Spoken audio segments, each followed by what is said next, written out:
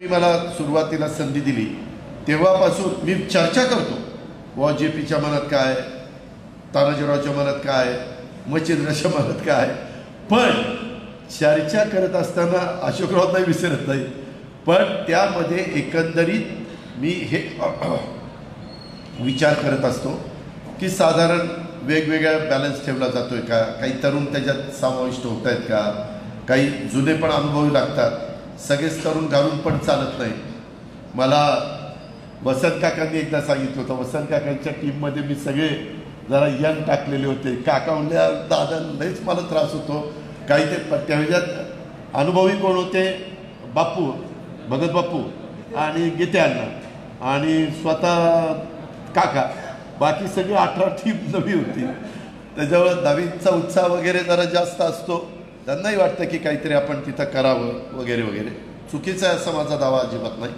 त्याच्यामुळे ह्या संस्थांमध्ये पदाधिकारी नेमत असताना मी या सगळ्या गोष्टींचा विचार करतो. त्याच्यामुळे मी ठराविक लोकांचंच ऐकतो, त्यांच्या सांगण्यामुळंच मी सगळं काही करतो. अशा पद्धतीनं मी कधी करत नाही. मला सगळ्यांना जाहीरपणे गोष्ट सांगायची की असं नसतं.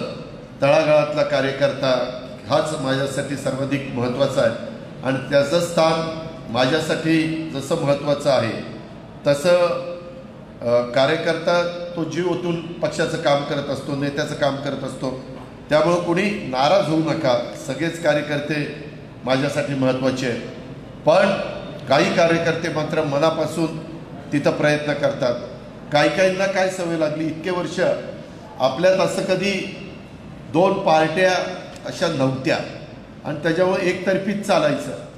त्याच्यामुळं कधी कधी प्रमुखांनाही वाटायचं काय नेहमीसारखं पडेलच कुठं जाणार आहे, पण ते तसं आता होणार नाही. ही गोष्ट आपण सगळ्यांनी कृपा करून ध्यानामध्ये घेतली पाहिजे. सगळ्या वडीलधाऱ्यांनी पण घेतली पाहिजे, तरुणांनी पण घेतली पाहिजे. यूथमध्ये, महिलांमध्ये, युवतीमध्ये, विद्यार्थी संघटनेमध्ये किंवा वेगवेगळे सेल, माझे OBC, डॉक्टर, वकील यांचे, त्या सगळ्या सेलमधल्या प्रमुखांनी त्या ठिकाणी घेतली पाहिजे. सर्व कार्यकर्त्यांना कधीतरी मोठी संधी द्यावी असं मलाही वाटत असतं, पण तो जागाच चेअरमन पण जागाच एक आहे, तर किती लोकांना आपण संधी देणार, हाही त्या ठिकाणी प्रश्न निर्माण होतो. आणि मग अनेकदा आपल्यावर अन्याय होतो की पक्षासाठी आपण इतके वर्ष सतरंज्या उचलल्या, इतके वर्ष आपण काम केलं. दादांचा कुठलाही कार्यक्रम असेल तर आम्ही सकाळपासून तिथं हजर असतो आणि त्यामुळं कार्यकर्त्यांच्या मनात अशा प्रकारची भावना येणं साहजिक आहे. पण अनेकदा जागा मर्यादित असल्यामुळे आणि इच्छुकांची संख्या आपल्याकडे जास्त असते, कारण त्याच्यात काय खरेदी विक्री संघ, दूध संघ, मार्केटची तरी होती निवडणूक, पण ह्याच्या निवडणुका एकतर्फीच असतात, नुसतीच नावं वाचायची असतात. सगळेजण आपल्याकडे अर्ज करतात. मात्र साखर कारखान्याच्या निवडणुका मात्र जोरात होतात. पण तरी सर्वसमावेशक कार्यकर्त्याला आपण त्या पदावर संधी देण्याचा प्रयत्न करत असतो. नगरसेवक, नगरसेविका म्हणून संधी देण्याचा प्रयत्न करत असतो. उपनगराध्यक्ष, नगराध्यक्ष म्हणून संधी देण्याचा प्रयत्न करत असतो. अनेकदा ज्यांना काही पार्श्वभूमी नाही पण काम करून दाखवण्याची धमक आहे, अशा देखील असंख्य कार्यकर्त्यांना आपण संचालकापासून नगरसेवकापर्यंत किंवा चेअरमनपासून जिल्हा परिषद सदस्यांच्यापर्यंत कामाची संधी देणारी. येणाऱ्या विधानसभेच्या निवडणुका ह्या सगळ्याच राजकीय पक्षाच्या दृष्टीनं महत्त्वाच्या आहेत.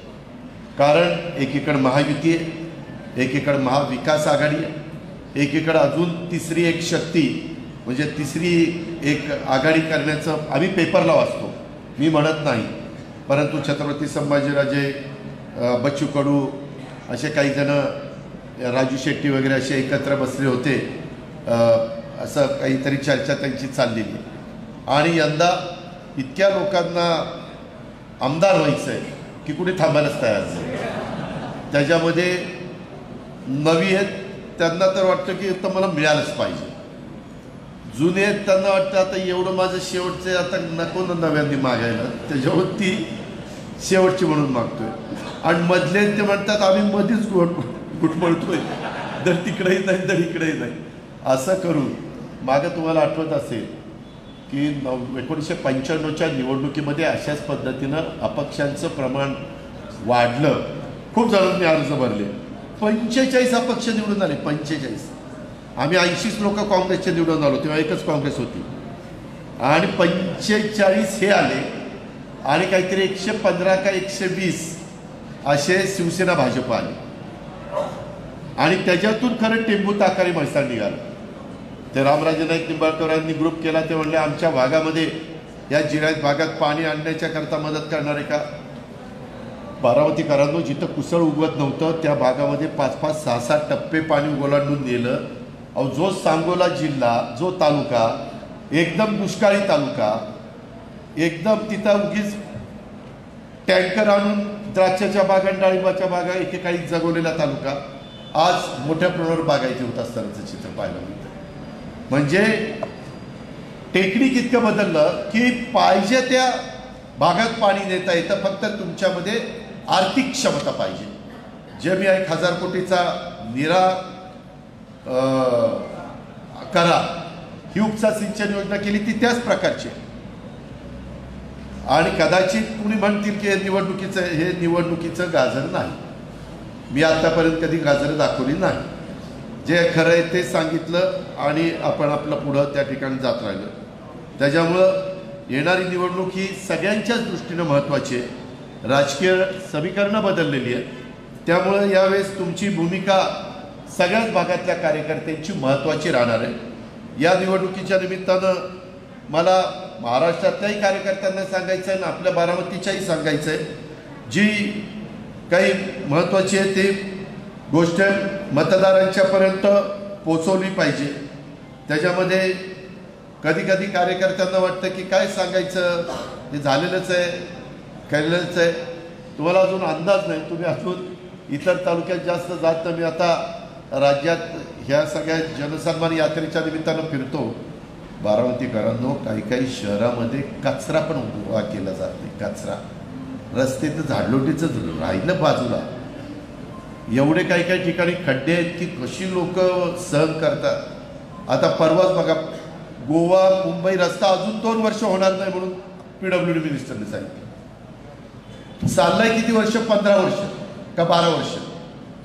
सगळ्यांना वाटलं की गडकरी साहेबांनी लक्ष घातलं तर तिथं तरी काहीतरी होईल, पण गडकरी साहेबांनी पण हात टेकले. कारण कॉन्ट्रॅक्टरच असा निघाला की ते काय मधीच पळून जातो, मधीच काय होतं, मधीच कसं, एवढ्या नाना अडचणी.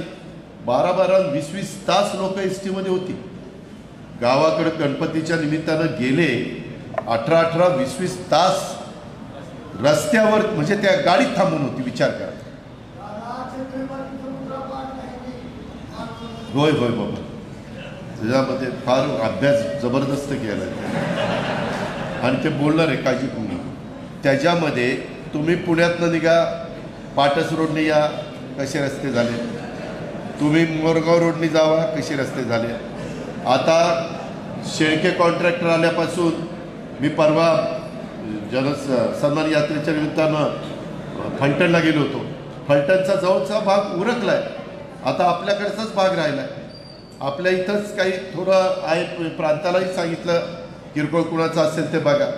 पण काय रस्ते, किंवा तुम्ही भिगवण रोड बघा, त्याला तर खड्डाच पडणार नाही, कॉन्क्रीटचाच रस्ता गेला.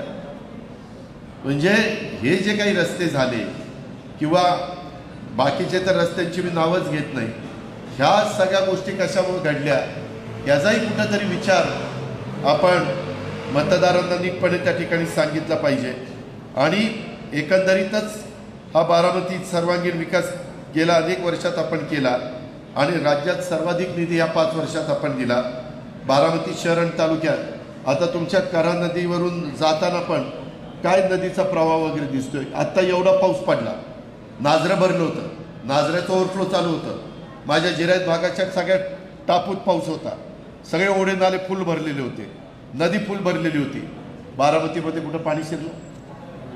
एक टिपका खंडोबा नगरमध्ये किंवा कुठे शिरलं नाही. काय का असताना पण तो हे केलं म्हणून झालं ना. नाहीतर आपल्या बारामतीच्या करा नदीत वीटभट्टी असायच्या, आठवा जरा, म्हणजे नदीला आतमध्येच नाही, दुर्गंधी पण व्हायची. आत्ता तरी किमान पाणी खळखळून वाहत आहे. त्याच्यात अजून काही गोष्टी मला करायच्यात. काही ठिकाणचे स्पॉट आपण तयार केलेत, म्हणजे लोकांच्या करता संध्याकाळी बसायला म्हणून. त्या ठिकाणी मला इतके लोक फोटो पाठवतात, ते आपलं खरातांची जमीन होती ना, आमच्या काकींची जमीन, साठवण तलाव बारामतीचा, काय गर्दी असते तिथं, प्रचंड गर्दी असते. म्हणजे तिथं असेल किंवा स्विमिंग पूलच्या अलीकडे असेल किंवा परगळे बंगल्याच्या समोर असेल किंवा रिमांड होमच्या मागं असेल किंवा आता भिगवण रोड आपला होतो. हे परवा सुनील तटकरे आले, म्हणले राव हे काय केलं, म्हणलं केलं हे असंच आहे. मग हे असं केलं तरी ते तसं कसं होतं म्हणून ते म्हणलं यांना विचार, ते आपल्या हातात नाही. म्हणलं दाबायचं यांच्या हातात आहे, काम करायचं माझ्या हातात आहे. म्हणजे बटन दाबायचं. तर त्याच्यामध्ये कसं राहणीमान उंचावेल, इकॉनॉमी विकर सेक्शनच्या लोकांना घरं कशी मिळतील, खूप चांगल्या चांगल्या योजना त्याच्यामध्ये आहे. काही झालं तरी मतदारसंघात गुंडगिरी, मी ज्यावेळेस माझ्याकडे DYSP आणि ॲडिशनल SP येतात त्यावेळेस मी पहिलं त्यांना सांगतो, माझ्याकडे गुंडगिरी कुणी केलेली चालणार नाही. तर तुम्ही असं माझ्या पक्षाचा कुणी जवळचा असला तरी मी ते खपवून घेणार नाही. माझ्या इथं कुठल्याही समाजाच्या माय माऊली बहीण मुलगी बाहेर पडताना तिला सुरक्षितच वाटलं पाहिजे, सुरक्षितच वाटलं पाहिजे. त्याच्यामध्ये मी त्यांना सांगितलंय, काही रोमिओ फार फिरतात माझ्या शारदानगरच्या ठिकाणी, माझ्या विद्यानगरीच्या ठिकाणी, TC कॉलेजच्या ठिकाणी. तर म्हणलं ABS हायस्कूलच्या ठिकाणी, म्हणलं बघा जरा तिथं.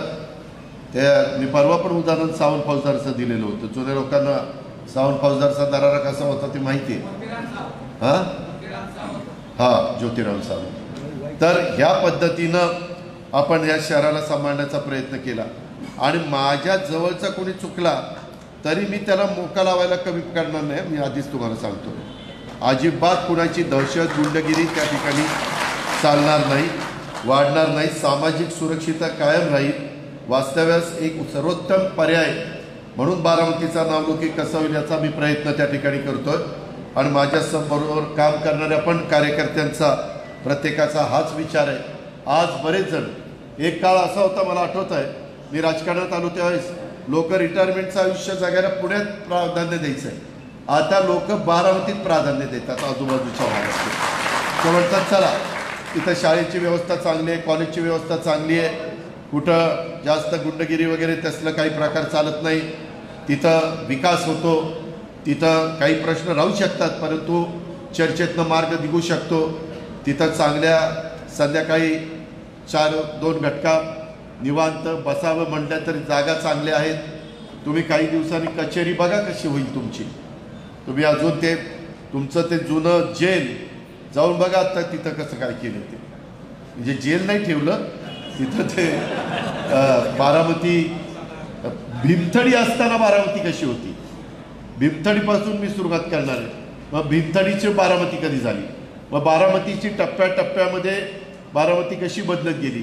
पहिली बारामतीची 21 गावं बागायती, 42 गावं जिरायती, 67ला 21 बागायती, 42 जिरायती, अशी बारामती. आज ती 112 का 114 किती गावं झाली, 115 ते 118 असे, हे काय 17, 18, 15 काय असतं ते. तर ते दुपटीनं वाढली, दुपटीपेक्षा जास्त. ती कशी वाढली, पूर्वी माझ्या शिरसुपाच्या खाली 12 वाड्या होत्या, सोप्याच्या खाली 12 वाड्या होत्या, पंधराच्या खाली 12 वाड्या होत्या. हीच त्या 12 वाड्या मिळून पंधर, 12 वाड्या मिळून माझं शिरसुपळ, 12 वाड्या मिळून माझं सुप्पा परगणा, अशा त्या गोष्टी होत्या. त्या बदलत कशा गेल्या, नवीन पिढीला पण कळलं पाहिजे की किंवा कुणी तुमच्याकडे आलं कशी बारामती, पुढं कसं झालं, मग कशा इमारती होत गेल्या, पहिली बारामती कशी होती, नंतर इमारती कशा झाल्या. पूर्वी टांगे असायचे, घोडागाडी त्याच्यातनं जाय, अशा त्या सगळ्या गोष्टी आहेत त्या आपण तिथं करणार आहोत. त्याच्यामध्ये बारामती शहराच्या सर्वांगीण विकासाच्या दृष्टिकोनातनं आपण तिथपर्यंत जायचं. मी तुम्हालाही सगळ्यांना सांगेन की मतदारांच्यापर्यंत जाल, जिथे जिथं तेव्हा चर्चा कराल. अनेकदा काही वेळेस भूमिका मांडण्याची वेळ तेव्हा विकासाचा वेग कसा राहतो. आणि मला काहींना सांगायचं आहे की तुम्हाला इथं नेमलेलं असलं तरी बारामतीला फार शिकवायला जाऊ नका सुरेश राव. लय पुढची बारामती, माझं ऐकत नाही तर तुम्हाला तर कधीच कुलून टाकेल. त्याच्यामध्ये त्यांच्या कालाने घ्यायचं, असं असं तसं तसं, ते तसं करतच जावं लागेल. तुम्ही वेगळ्या पद्धतीनं सांगायला लागलं तर ही कोण टिकोजीराव आलाय मला सांगायला, असं करून लावतील मार्गी. ती तसलं काय करू नका. फार लो प्रोफाईलनी जमिनीवर पाय ठेवून काका रे बाबा रे दादा रे मामा रे का, त्याच्यामध्ये ह्या सगळ्या गोष्टी आपण का करू शकलो. खरं पवार साहेबांच्याकडे कधी साहेबांनी अर्थ खातं ठेवलं नाही. साहेबांच्याकडे मुख्यमंत्रीपद असायचं, साहेबांनी उद्योगमंत्री सांभाळलं, कृषी मंत्री सांभाळलं, शिक्षण मंत्री सांभाळलं, अन्न नागरी पुरवठा पण काही काळ पवारसाहेब महाराष्ट्राचे मंत्री होते, गृहमंत्री होते. असे वेगवेगळी खाती मी आत्ता नावं घेतली ती सगळी सांभाळ. राज्य शिष्टाचार होतं, प्रसिद्धी होतं. अरे बारामतीचं चाल महाराष्ट्र, अनिल काटकर, मी दिल्लीचं नाही बोलत, मी मुंबईचं बोलतोय, महाराष्ट्राचं. संरक्षण मंत्री माझ्या माहितीप्रमाणे कदाचित भारत सरकारमध्ये, मी महाराष्ट्र सरकारचं सांगतो कारण मी पण भारत सरकारमध्ये काम केलं नाही. तर मला सांगायचं तात्पर्य हे होतं की अर्थ मंत्रालय माझ्या ताब्यात आल्यानंतर लक्षात आलं की अर्थ मंत्रालयातनं निधी विकासाकरता कसा देता येतो. विकासाच्या करता आपण जलसंपदा चालवलं, ऊर्जा चालवलं, ग्रामविकास चालवलं, पाणी पुरवठा स्वच्छता खातं चालवलं, फलोत्पादन चालवलं, आपण ऊर्जा सांगितलं, ही सगळी खाती आपण चालवली. एक्साईज चालवलं काही दिवसाकरता. पण हे अर्थ नियोजनला आणि आता ते पेपरला काही काही येतं की अर्थाच्या बद्दल कोणतरी काहीतरी बोलणाऱ्याला बोलू द्या, त्याच्याबद्दल तुम्ही काळजी करू नका, तुम्ही तुमची काळजी करा. ते तिकडचं काय असेल ते आमचं आम्ही बघू. बोलणाऱ्यांनी काय बोलावं, कसं बोलावं ते वरिष्ठ पातळीवर त्याच्या संदर्भातली चर्चा त्या ठिकाणी होईल. परंतु खरोखरीच आपल्या भागाचा कायापालट करण्याच्या करता आपल्याला अर्थ म्हणजे विभाग आणि नियोजन, प्लॅनिंग आणि फायनान्स म्हणतात, हा त्या ठिकाणी उपयोगी पडला. आणि त्याच्यातनं आपण राष्ट्रवादी काँग्रेस पक्षाच्या बरोबर बारामतीची जनता भक्कमपणे राहिली. आणि हे आपल्याला मतदारांना सांगावं लागेल, विकास करून दाखवण्याची हिंमत आणि धमक आपल्यात हे आपण गेल्या 30 वर्षात सिद्ध केलेलं आहे. आणि इतक्या अधिकाऱ्यांना मी ज्यावेळेस बोलतोय त्यावेळेस तुम्ही पण तितक्याच अधिकाऱ्यांनी त्या मतदाराला सांगण्याचं काम केलं पाहिजे. कारण मी आज राज्यभर फिरतोय, मंत्रालयात मला कामकाज करता वेळ द्यावाच लागतो, कारण सगळ्यात जास्त फाईल ह्या मुख्यमंत्र्यांकडे येतात कारण तेच मुख्य असतात. परंतु 2 नंबरच्या फाईल ह्या अर्थ मंत्रालयाकडे येतात, अर्थमंत्री आणि मग नंतर ते मुख्यमंत्र्यांच्याकडे असं ते जातं. पण इथून पुढच्या काळात देखील आपल्याला त्याच पद्धतीनं काम करायचं आहे. हे करायचं नाही करायचं सगळं ते तुमच्या हातात आहे.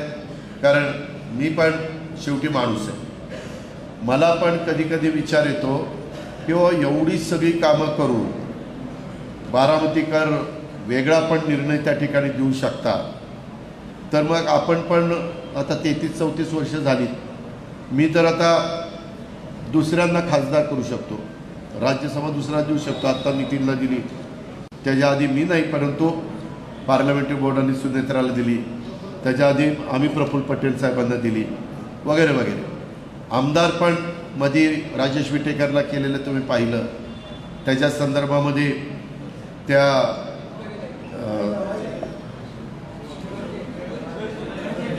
शिवाजीराव गर्जे अनेक वर्ष पक्षाचं काम करतात, त्यांना आपण केलं. आता ह्याचं काय होते मला माहीत नाही अजून, राज्यपाल नियुक्त. पण अशी जर गंमत होणार असेल तर झाकली मूठ 1.25 लाखाची चांगली, आपण पहिल्याच दिवसापासून लाखांनी निवडून येणारी माणसं कुठं, आता आपल्याला पण मी आता 65 वर्षाचा झालो, आपण पण तसंच समाधानी. आपल्याला काही सुका बिका आम्ही मोटारी आमच्या काय करायचं ते.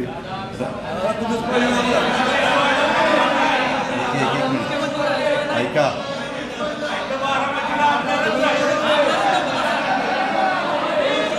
एक मिनिट,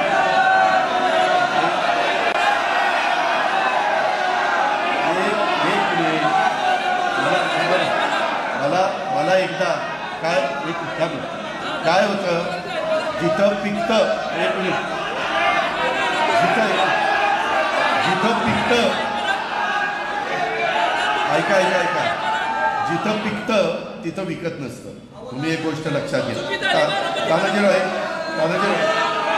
एक मिनिट,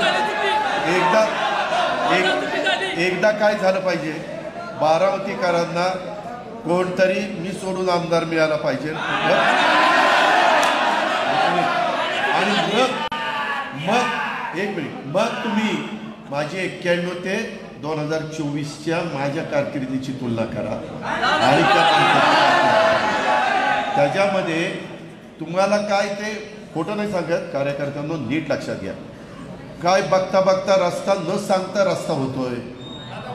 एक मिनिट, न सांगता पिण्याच्या पाण्याच्या योजना होत आहेत करोड रुपयाच्या. आता किती कोटीच्या योजनेची कामं चाललीत माहिती आहे? 750 कोटी बारामती शहर सोडून.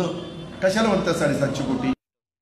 त्याच्यामध्ये ही जे काही रस्ते, तुम्ही पूर्वी बारामतीचे रस्ते बघितलेले, आता कुठल्याही भागामध्ये गेल्यानंतर काही रस्ते राहिलेत, मी मान्य करतो की काही राहिले, ते कसे करायचे काय करायचे ते बघू आपण. पण ह्या सगळ्या बाबतीत मेडिकल कॉलेज न मागता मेडिकल कॉलेज मिळतंय, 1000 कोटीचं मेडिकल कॉलेज मिळतंय.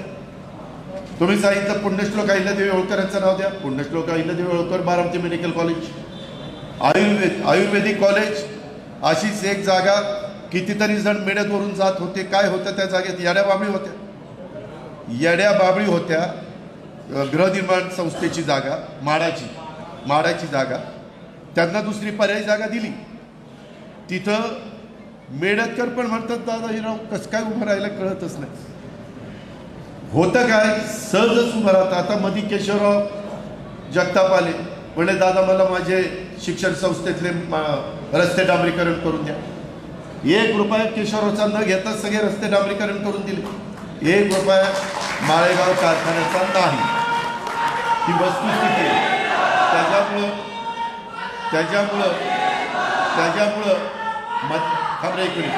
त्याच्यामध्ये मधी माझ्या बारामती शहरातनं आपला जो स्टोरेज टँक आहे तिथपासून माझ्या जळोचीच्या पर्यंत लाईनिंग केलं.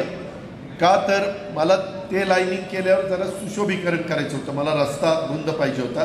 वरनं जाताना लोकांना चालायला यायला, ह्याच्या आधी तुम्ही विसरून जाता लवकर, ह्याच्या आधी बारामतीच्या कॅनलवरून चालत असताना काय अवस्था होती.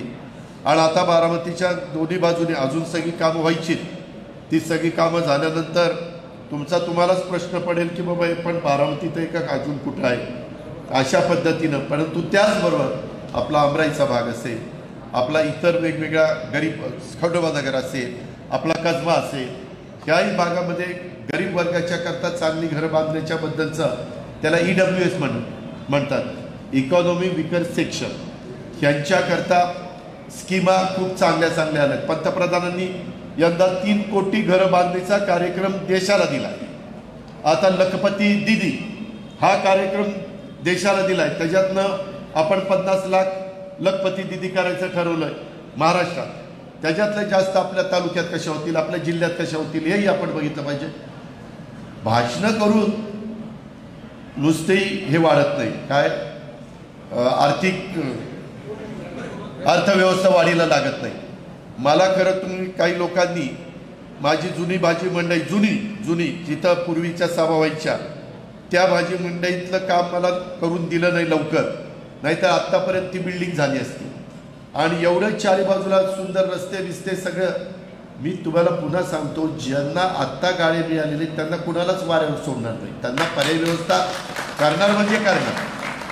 पण होतं काही डेव्हलपमेंट केली की कुणीतरी हळूच इकडं जरा मोठं झालंय का इकडं टाका गाडा, इकडं काहीतरी टपरी टाका. असंही नाही झालं पाहिजे ना. आज मी पार माझ्या मळतपासून मेडतपर्यंत नदी दोन्ही बाजूनी प्लम वॉल केली. त्याला प्लम वॉल म्हणतात. प्लम वॉल पुण्याच्या भागात आता पुण्यामध्ये आपण करतोय, परंतु तो 1000 कोटीचा प्रोजेक्ट आहे, नदी सुधार कार्यक्रम त्याच्यामध्ये. परंतु आपण असं केलं मी इरिगेशन वगैरेंना माझ्याकडे डिपार्टमेंट होतं त्यांना तज्ज्ञांना तिथं हे पाहायला सांगितलं.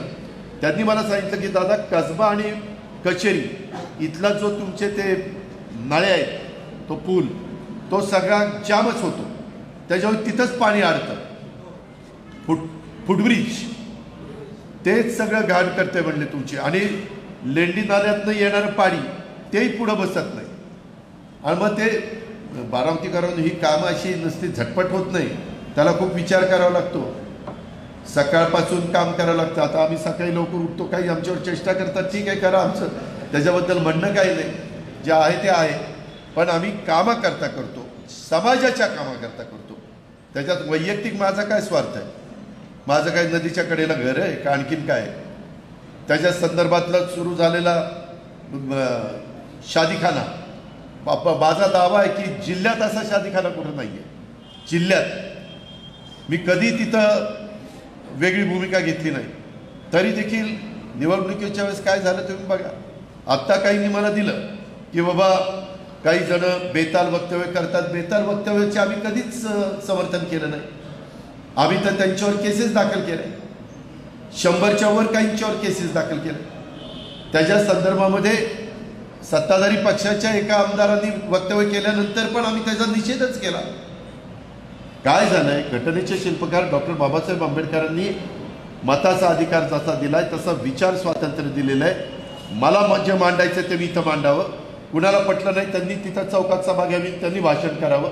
आपल्याकडे पूर्वी बघा, मी आता विसरलो तो काळ, परंतु एक ती कोंबड्याचा आवाज काढायचा, कोण आगोर यायचा, आवाज काढायचा, त्याची खूप कोंबडा असायची. पण काही दिवस आपण ती करमणूक पण बघितलेली. त्याच्या संदर्भात अशा सगळ्या गोष्टी तुम्ही पाहिलेल्या आहेत. त्यामुळं ह्या सगळ्या गोष्टी करत असताना आम्ही आज पण आम्ही सांगतो, आम्ही शिवशाहू फुले आंबेडकरांची विचारधारा सोडलेली नाही आहे. माझ्या अर्थसंकल्पात ते लिहिलं आहे. मी अर्थसंकल्प तुम्ही किती जणांनी वाचलाय मला माहीत नाही, त्याच्यात मी लिहिलेलं आहे. त्याच्या संदर्भामध्ये ज्याच्यातनं समाजामध्ये तेढ निर्माण होईल, समाजामध्ये दुही निर्माण होईल, अंतर पडेल, गैरसमज निर्माण होतील, वितुष्ट येईल, अशा गोष्टी कुणीच नाही केल्या पाहिजे. कुठल्याही धर्माने सांगितलं नाही, कुठल्याही पंथाने सांगितलं नाही, कुठल्याही जातीने सांगितलं नाही. प्रत्येकाने एकमेकाचा आदरच केला पाहिजे. प्रत्येकाने एकमेकाच्या सणावारीमध्ये सहभागी झालं पाहिजे. ते आपण होतो, आपण ते कुठं नाकारत नाही. परत एक मिनिट तू थांब, त्याच्या माझंही तेच म्हणणं आहे. कुणीतरी अरे शासन करायला कायदा पाहिजे ना. शाश्वत, अरे शाश्वत काय की बाबा हे आम्ही ह्याच्या विरोधातच आहे. आता काय स्टॅम्पवर लिहून देऊ? तेच सांग. अरे प्रत्येक वेळेस सांगितलेलं आहे, पुन्हा पुन्हा तेच तुम्ही मला म्हणता शाश्वत करा, शाश्वत करा. इतके दिवस आम्ही 34 वर्ष काम करत असताना कधी कुठल्या बारामतीतल्या ह्याच समाजावर अन्याय झाला एकाने उठून सांगावं की इथं बारामतीमध्ये अन्याय झाला? एवढं आम्ही एक परिवारासारखं एकमेकाला आधार त्या ठिकाणी दिला. आणि पुढंही ते उर्दू शाळेच्या जागा नाही मिळाली, नाही तर पैसे येऊन पडलेले तिथं. वक्फ बोर्डाची काही तिची जमीन लागते, त्याकरता आपण सगळे प्रयत्न करतो. ह्या सगळ्या गोष्टी चाललेल्या आहेत आणि जबाबदारी अनेक प्रकारची आपल्यावर वाढलेली. त्यामुळं तेही सगळं आपल्याला पाहावं लागतं. परंतु मला एवढंच सांगायचं आहे की हे सगळं करत असताना माझा कार्यकर्ता कसा सक्षम होईल याचा प्रयत्न मी पण केला पाहिजे आणि तुम्ही पण त्या पद्धतीनं वागलं पाहिजे. गरज सरो आणि वैद्य मरो असं होता कामा नये. काही लोक बघतात, काय तर मला येऊन सांगतात, दादा हे काम करावं, नंतर मी पक्षाकरता 24 तास, आणि ते काम झाल्यावर 2-4 दिवस तोंड दाखवते, परत 24 तास दिसतच नाही. मी 34 वर्षात खूप उदाहरणं बघितली, पण कुठं बोलता काय करता आधीच आपलं कडक बोलणार, रोखोक बोलणारं म्हणून आपली ओळख, कुठं काय करतात त्या पद्धतीनं ह्या गोष्टी चालतात. मला एवढंच तुम्हाला सांगायचं, बारामती शहर असो, बारामती तालुका असो, विविध विकास कामांच्या योजनामध्ये कार्यकर्त्यांच्या फळीला त्या ठिकाणी कसं सामावून घेता येईल, विविध कार्यकर्त्यांना विविध क्षेत्राची जबाबदारी त्या ठिकाणी कशी देता येईल, ह्याचबद्दल सगळ्यांनी प्रयत्न त्या ठिकाणी केला पाहिजे. आणि ही शेवटी कुणाची एकट्याची मक्तेदारी नाही, ही सामूहिक जबाबदारी. मी जरी असलो आज तुमचा लोकप्रतिनिधी, तरी काही महत्त्वाचे निर्णय असतात त्यावेळेस आम्ही पण 4-10 लोकांशी बोलून साधारण तुमचं मत काय, अंतिम निर्णय मी घेणार, पण मत काय वा